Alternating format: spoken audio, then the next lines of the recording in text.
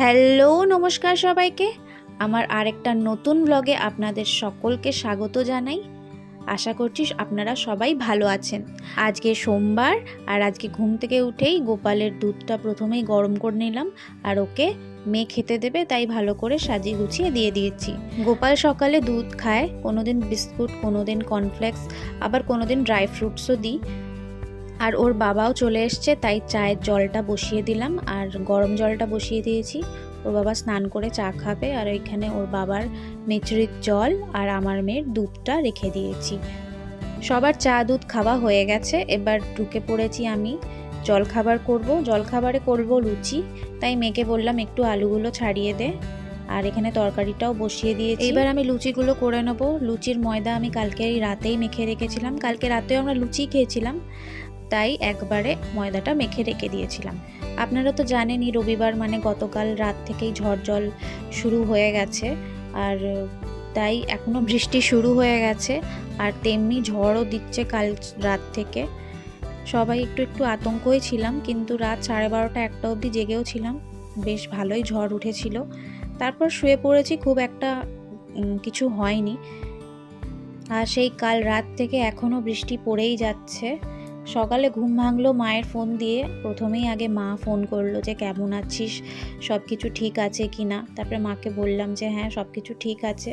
মাও ওখানে খুব ভয়েতেই ছিল, কেন আমফানের সময় কারোর ফোন লাগছিল না, 2-3 দিন ধরে কারোর ফোনই লাগেনি, তো সেই জন্য মা খুব ভয়েতেই ছিল। তাই জন্য আজকে উঠে আগেই মা আমাকে ফোন করলো যে কেমন আছিস, কি আছিস, খুব ঝড় জল হচ্ছে বা খুব বাড়াবাড়ি কিছু হয়েছে। তারপর মাকে আমি শান্ত করি। ওর বাবা ঢুকেই আমি জিজ্ঞেস করলাম কি গো রোমেল চলে গেছে? তো ওর বাবা বলছে কে রোমেল?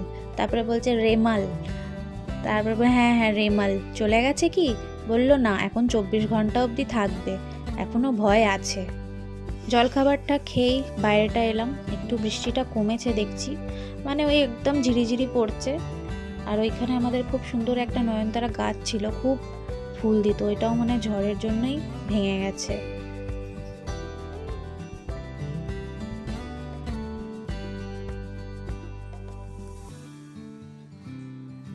দেখেন বোঝা যাচ্ছে একদম হালকা ফিসফিস করে বৃষ্টি পড়ছে, তাই বাইরেটা এলাম। বাইরেটা এসে বেশ ভালোই লাগছে, হালকা হাওয়াও দিচ্ছে, খুব একটা ঝড় একদমই নেই এখন। ওইখানে একটা চাপা গাছ দেখছেন, প্রচুর ফুল দেয় ওই গাছটা, মানে বসন্ত পড়লেই গাছে পাতা কম আর ফুল বেশি।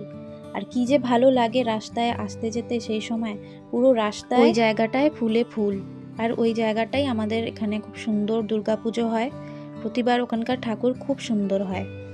আর ওই যে আমার মেয়ে আসছেন, ঠিক দেখতে পেরেছে মা নেই বাড়িতে, চলে এসছে, ওকে একটা কাজ দিই। আমাদের ফ্ল্যাটের পাশেই একটা বজরংবলী মন্দিরও আছে, এটা পঞ্চমুখী বজরংবলী। আমি স্নান করিনি বলে আর ভেতরে ঢুকলাম না, মন্দিরটা খুব সুন্দর ছোট্টর মধ্যে। মেয়ে এসে মেয়েকে বললাম যা দুটো চাপা ফুল কুড়িয়ে নিয়ে আয়, যাচ্ছে হেলতে ডুলতে, এইসব একদম পছন্দ করে না ও, তাও জোর করলাম বলে একটু গেল, আসছে।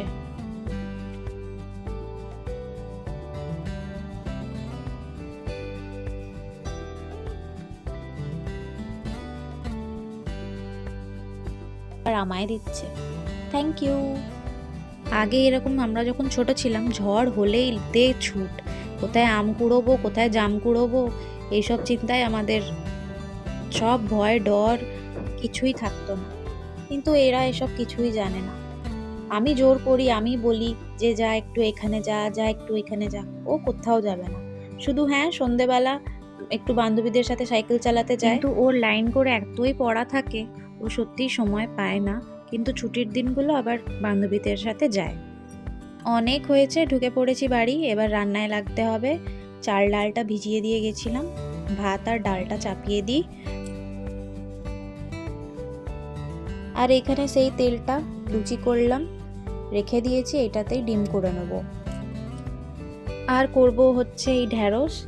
আজকে ঢ্যাঁড়সটা মশলা দিয়ে, মানে পুর দিয়ে, মশলার পুর দিয়ে করব, তাই মেয়েকে বললাম যে ঢ্যাঁড়সগুলো মুছে মুছে রাখ, আমি ভাত আর ডালটা চাপিয়ে আসছি।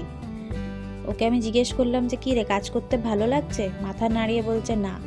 জিজ্ঞেস করলাম কোনটা ইজি, কাজ করাটা না পড়াশোনাটা? তো আর কোনো উত্তর নেই ওর মুখে। তার উত্তরটা তো আমি জানি, যে যখন মারা কাজ করতো তখন ভাবতাম যে মাদের কাজ কত ইজি, আমরা পড়ে পড়ে বিরক্ত হচ্ছি, আর মাদের কত ভালো, দুবেলা রান্না করতে হয়, ঘর দুয়ারের কাজ করতে হয়, ব্যাস শেষ।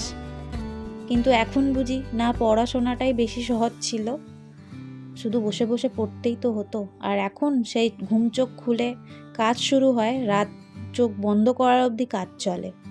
তো আমি তারপরে ওকে তাই বোঝালাম, দেখি কত দূর বোঝে। এইবার আকাশটা খারাপ হচ্ছে আস্তে আস্তে, আবার বৃষ্টি খুব জোর শুরু হয়ে গেছে।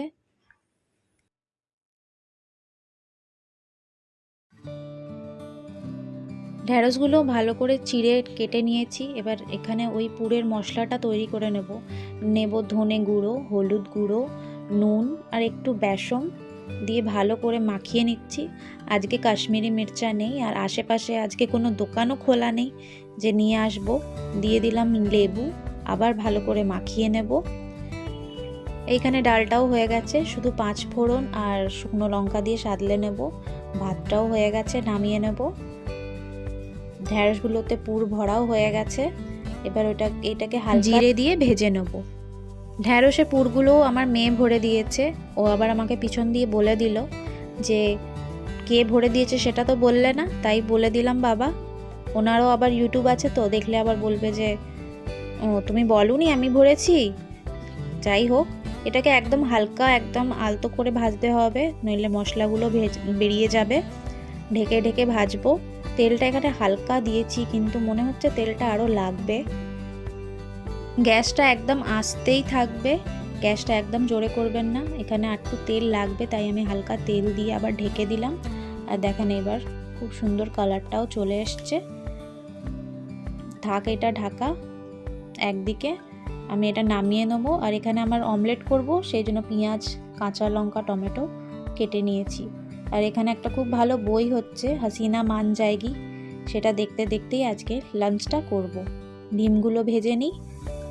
ঢ্যাঁড়সটা কিন্তু আমার এখনও হয়নি, আমি ওই দিকে চাপিয়ে হালকা করে রেখেছি আঁচটা, আর এই দিকে সময়টা নষ্ট করে ডিমটা চাপিয়ে দিলাম। ঘড়ির কাঁটায় 2টো বেজে গেছে। এবার 2টো বাজলেই এদের খিদে খুব জোর পেয়ে যায়, তার মধ্যে ডিম হলে খিদেটা আরও বেশি জোরে পেয়ে যায়। একসাথে ডিমটা করলেই হয়ে যায় তাড়াতাড়ি, কিন্তু ভাগ করতে আবার অসুবিধা হয়। ডিম আবার ভাগ করা যায় না সমানভাবে, আর সমানভাবে না ভাগ করলেই খেতে বসার আগেই একটা ঝগড়া লেগে যাবে। এটা ওর বাবার ডিম ভাজছি, আর ওর বাবার টমেটো খায় না, তাই ওটা টমেটো দিলাম না। এটা আমার ডিম।